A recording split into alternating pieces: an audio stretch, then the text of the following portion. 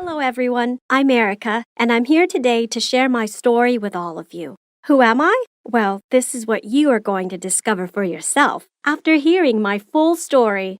Have you ever felt that someone was watching you all the time? Someone watching your every move, and that even your inner feelings were being watched?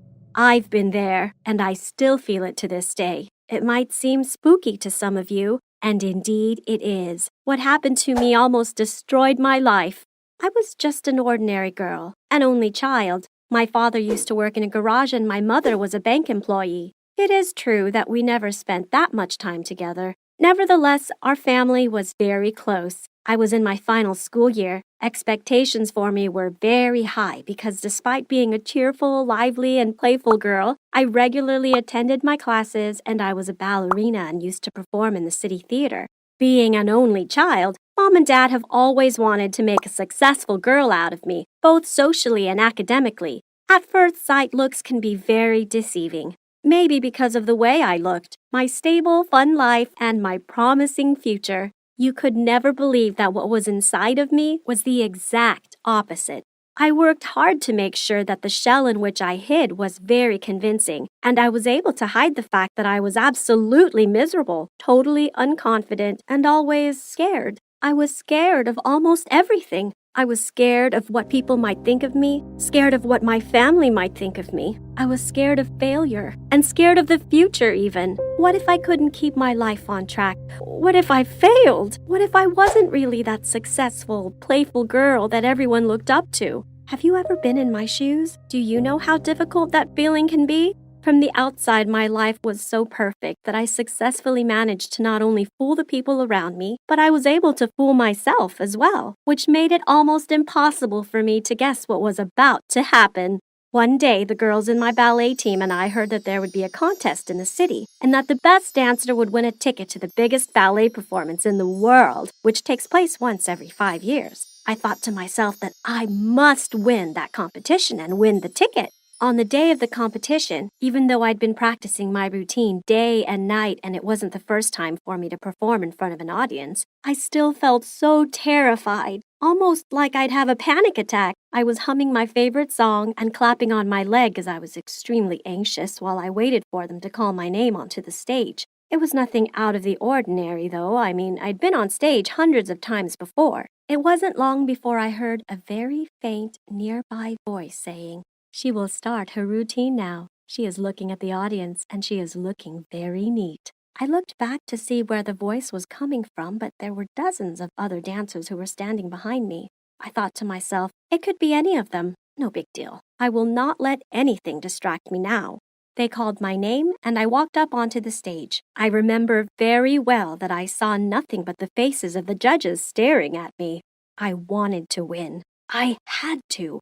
It was an opportunity that comes once in a lifetime. Music started to play, and I heard the same sound once again. This time it whispered, "She is starting her routine now. She is looking at the audience. She is looking at the judges with fear in her eyes. She will fall." I stopped dancing, and to the astonishment of everyone, I started to look around me in a failed attempt to find the source of the voice. Who was talking? But it was in vain. I screamed at the top of my lungs, "Shut up!" And then I heard the voice once again saying, "She will run away now from that place and never look back." And that was exactly what I did. I didn't understand what happened back there. I went home as fast as I could. I'd ruined everything. I felt like such a pathetic loser. On my way home, there was no trace of the voice. It had simply disappeared. What was going on? It was the first time for me to hear that voice. My whole body was trembling like crazy. 1,000 thoughts raced through my mind. I didn't know what was wrong with me, and I didn't want to know. It didn't matter. What mattered was that everything was fine again, right? I reached home, and once I was there, the voice reappeared. It started to haunt my every step. "She is opening the door. She is running to her room. She is locking the door." I had no idea what it was or what was happening to me. The voice was hunting me down, and that was just the beginning. It's safe to say that it was on that day that the voice entered my life. I hid in my bed and kept on telling myself, it is not real, it is not real, until the voice finally calmed down, and I was finally able to catch my breath. At dinner, when my family was present, I waited for the right moment and asked, Mom,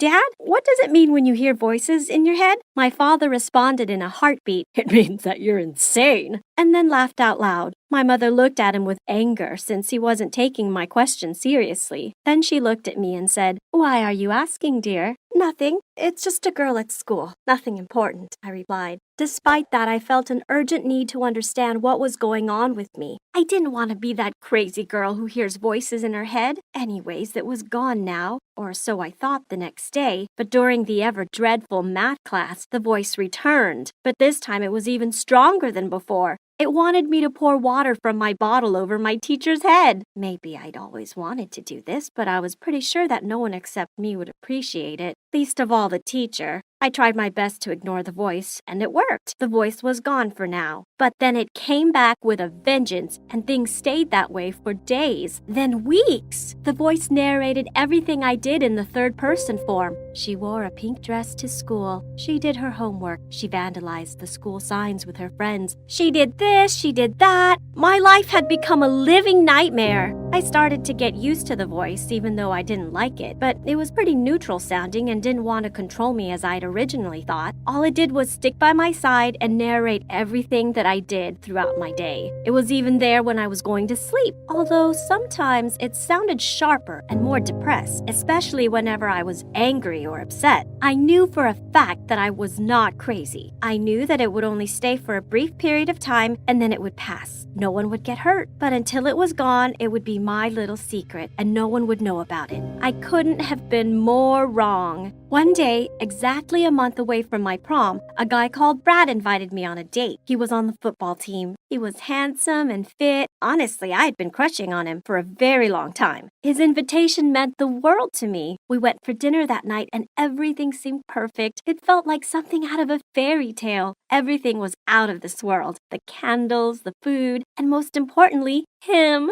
I almost couldn't believe that it was real. Even the voice. It was really calm that day. And just when I thought that life couldn't get any better than that, he sent me a message after I'd gotten home and it said, I want to take you to the prom. Well, I didn't even have to think about what I'd say. I instantly replied, I'd love that. We will have so much fun. You might think that I slept like a baby that night with a smile plastered across my face. Well, it was pretty much the opposite that happened. The calmness of the voice started to fade. That night, the voice kept yelling at me in disapproval of me going to the prom with Brad. Could the voice be a reflection of my hidden feelings towards Brad? I was over the moon because of Brad's invitation, but I also knew that it hadn't even been a week since he'd broken up with his cheerleader girlfriend, and they'd probably be back together in a few days. That was their thing. They had always been like that. But I ignored my gut and instead started yelling at the voice, and of course, it yelled back at me. There is no doubt that it looked like I officially lost my mind. I went to school the next day feeling exhausted and angry, and the voice, as usual, followed suit.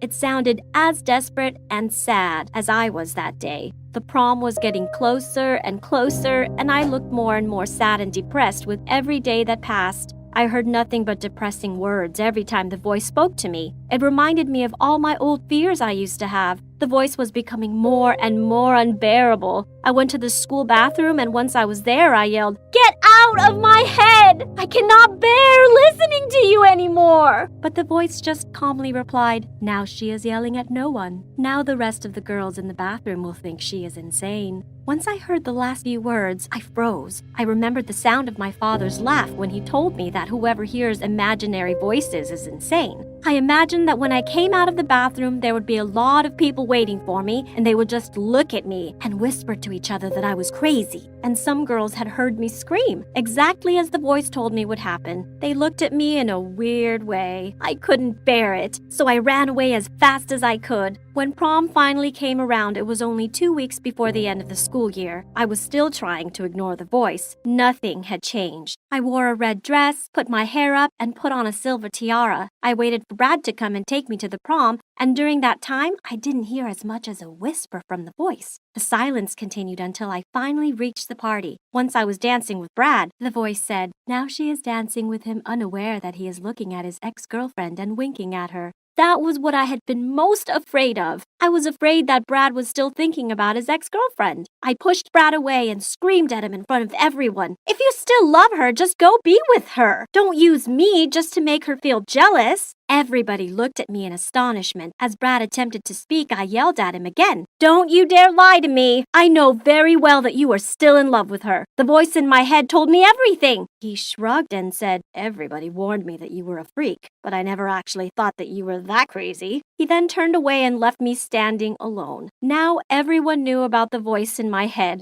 Oh no! What had I done? Had I just revealed my own secret? The next day, my best friend Monica called. She was panicking. A normal person should not hear voices in their head. "You have to visit a psychiatrist immediately," she said. I thought it was going to be a step in the right direction, but it turned out to be much worse than I could ever have imagined. At first, I went with Monica to the school counselor, and I started to speak to him about the depression and sadness that I was feeling and told him about how my family expected nothing less than greatness from me. But once I started talking about the voice in my head, he suddenly sat upright in his chair, looked at me with seriousness, and said, "This does not sound good at all." I had a ballet class to get to, so I told him that I had to leave. So he wrote down in his memo, "Here's sounds in her head, which are nothing but hallucinations. She also thinks she is a ballerina." The school counselor called my parents and explained the whole situation to them. I came back home to find them looking at me with terror in their eyes. Mom hugged me and started crying. For the first time in my life, I saw a serious look upon my father's face. Mom told me everything that the counselor had told her. She also told me that he recommended that I should visit a psychiatrist for a diagnosis of my case, as the voice in my head was not a sign of anything good. It could be a serious sign of insanity. Well, I refused to believe that. I couldn't be crazy. I had always expected that my life might have a few dips, but never as bad as that. I was literally losing my mind. We went to the psychiatrist, and after hours and hours of continuous questions and me giving details of every bit of my story, I was bracing myself for the shocking diagnosis that I was about to hear. I was waiting to hear that I had gone insane. But what the psychiatrist told me was totally different from what I had expected. He told me that I was not imagining those voices. It was true that there was no one haunting me and trying to ruin my life, but the voice in my head was real nonetheless. It turned out that I had schizophrenia, and those voices that I was hearing were an exact reflection of my inner thoughts and feelings that I had always tried to conceal, like fear, anxiety, and expecting the worst all the time. My mind had me listening to calm voices when I was in a good mood, and had me listening to sharp, loud voices when I was in a bad mood. The only treatment for my case was by taking medication that would make the voices go away, or at least subside. And that was exactly what I did. With my parents next to me, I was able to successfully beat my illness and more. I wish that I had told them about what was happening to me from the start, so they could have helped me discover what it was quicker. I no longer care what people think of me, and I no longer care about their comments about me. I don't care if I was the freak of our school. I've already graduated and gone to university. I am no longer worried about being unable to make the expectations of others. Whatever comes, it definitely won't be worse than hearing voices in my head. That was the story of me and the voices in my head. If you are feeling the same way, or if you have a secret that you tried to conceal and failed at, like me, please share it with us.